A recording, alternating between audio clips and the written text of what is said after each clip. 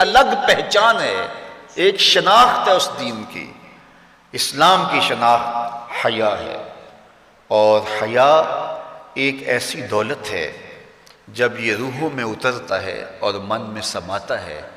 تو اللہ تعالیٰ جل شانہ کی رحمتیں اس شخص کے اوپر نازل ہوتی ہیں۔ سب سے زیادہ اس کائنات میں حیا کرنے والے، حدیث پاک میں آتا ہے حضور علیہ السلام کواری لڑکی پردے میں جس طرح سمٹی ہوئی ہوتی ہے، فرمایا اس سے بھی زیادہ حیا کرنے والے تھے۔ تو ہمیں درس حیا کا دیا گیا، اور ایک مقام پہ یوں ارشاد فرمایا گیا کہ حیا اور ایمان یہ دونوں جڑی ہوئی چیزیں ہیں، اگر ان میں سے ایک رخصت ہو جائے تو دوسری شے بھی رخصت ہو جاتی ہے۔ اگر ایمان چلا گیا ساتھ حیا بھی رخصت ہو جاتا ہے، اور اگر حیا چلا گیا تو ایمان کے ثمرات بھی نصیب نہیں ہوتے۔ تو حیا اور ایمان یہ دونوں آپس میں جڑی ہوئی چیزیں ہیں، ان میں سے ایک تم سے الگ ہوگی تو دوسری اس کے ساتھ ہی چلی جائے گی، ساتھ ہی رخصت ہو جائے گی۔ تو آج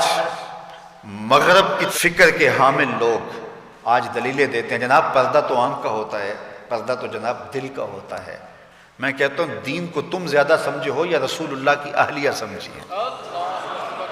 جن سے فرمائش حمیرہ سے دین سیکھو، وہ فرماتی ہیں جب حضور کا انتقال ہو گیا تو میں حضور کے حجرے میں جاتی تو معمولی اوڑھنی اوڑھ کے چلی جاتی کہ میرے شوہر کی قبر ہے، کوئی بات نہیں۔ فرمایا اس کے بعد حضرت صدیق اکبر کا وصال ہوا تو وہ بھی حضور کی قربت میں دفن ہوئے، تو میں پھر اس معمولی اوڑھنی کے ساتھ چلی جاتی، اس لیے کہ میں کہتی ایک میرا شوہر ہے دوسرا میرا باپ ہے،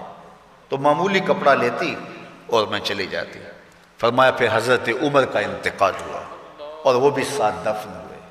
تو حضرت عائشہ رضی اللہ تعالیٰ عنہ فرماتی ہیں کہ واللہ ما دخلت الا وانا مشدودۃ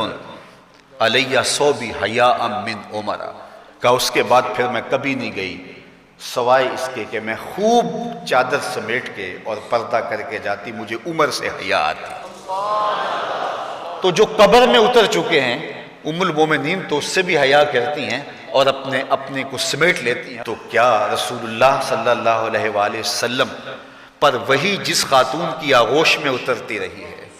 ان سے زیادہ بھی کوئی دین جانے گا، ان سے زیادہ بھی کوئی سمجھدار ہو سکے گا؟ تو یہ اصطلاحات کہ جناب آنکھ کا پردہ ہوتا ہے اور دل کا پردہ ہوتا ہے، یہ ساری چیزیں مغرب کی طرف سے ہمارے اندر داخل کر دی گئی ہیں کہ اس قوم کو حیا کے جوہر سے خالی کر دیا جائے، چونکہ وہ جانتے ہیں کہ ان کے رسول نے فرمایا ہے حیا اور ایمان لازم و ملزوم ہیں، ان میں سے ایک رخصت ہوگا تو دوسری چیز بھی رخصت ہو جائے گی۔ تو یہ ان کو اگر کہا جائے کہ ایمان کو ترک کر دیا جائے تو یہ تو کبھی بھی نہیں کریں گے، تو لہٰذا طریقہ یہ ہے ان کو بے حیا کیا جائے۔ جب حیا کا جوہر لٹ جائے گا تو پھر نتیجہ کیا ہے؟ ایمان کے ثمرات بھی ان کو نصیب نہیں ہوں گے، ان کے نام پھر مسلمانوں والے رہ جائیں گے، لیکن ایمان جو روح کی گہرائیوں میں اتر کر کے وہ جو حرارت اور جو نور پیدا کرتا ہے وہ ان کو نصیب نہیں ہوگا، اور یہ جو ہے وہ عجیب ایک بے چینی کی زندگی گزاریں گے، آدھا تیتر اور آدھا بٹیر، عجیب قسم کا یہ ایک جو ہے وہ معجون مرکب بن جائیں گے، ان کے پاس کچھ بھی نہیں رہے گا۔ تو اس لیے ایک ہی بات ہوگی، اس چمن میں پیروے بلبل ہو یا تلویز گل، یا سراپا نالا بن جا یا نوا پیدا کر۔ تو آج دنیا کے اوپر ہم رسوا جو ہو رہے ہیں تو اس کا سبب یہ ہے کہ ہم آدھے تیتر اور آدھے بٹیر ہیں۔ علامہ اقبال نے جب شکوے کی زبان کھولی تو لہجہ بڑا تلخ ہو گیا، لیکن جب جواب آیا تو سارا نشہ اتر گیا۔ جب شکوہ ہوا تو لہجہ یہ تھا کہ تیرے کعبے کو جبینوں سے بسایا ہم نے،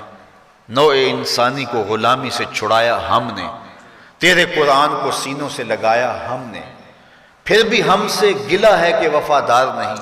ہم وفادار نہیں تو بھی تو دلدار نہیں۔ بہت سخت لہجہ ہو گیا، فتویٰ بھی متوجہ ہوا، لیکن جب جواب آیا تو سارا نشہ اترتا ہے۔ لفظ وہی ہے، صرف صیغہ بدلتا ہے۔ اب آواز ادھر سے آ رہی ہے، صفائے دہر سے باطل کو مٹایا کس نے، نوع انسانی کو غلامی سے چھڑایا کس نے، میرے کعبے کو جبینوں سے بسایا کس نے، میرے قرآن کو سینوں سے لگایا کس نے، تھے تو آبا وہ تمہارے ہی مگر تم کیا ہو، ہاتھ پہ ہاتھ دھرے منتظر فردا ہو،